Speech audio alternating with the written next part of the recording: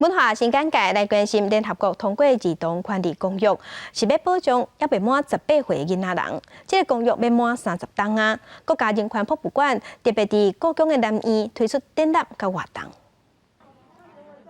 父母甲囡仔做伙摕笔甲纸伫涂骹创作，老师伫过程当中不断提醒家长，互囡仔自由发挥，爱记得囡仔的参与权。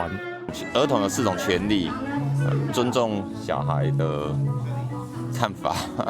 老师今天用了一些故事啊，还有一些举例比较平白的举例的方式，让大家可以让小朋友可以比较理解说，这些东西是什么。虽然我们老师今天只讲了4种，但是其实那4个都是对小朋友来说是息息相关的。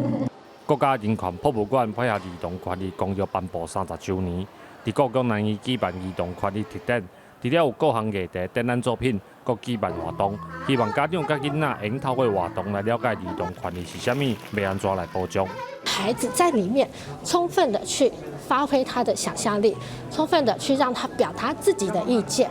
那其实小朋友在这里面，他就会觉得我是被尊重的，而且我是有权利去说话的。那我们觉得这是整个活动它最重要的一个目的。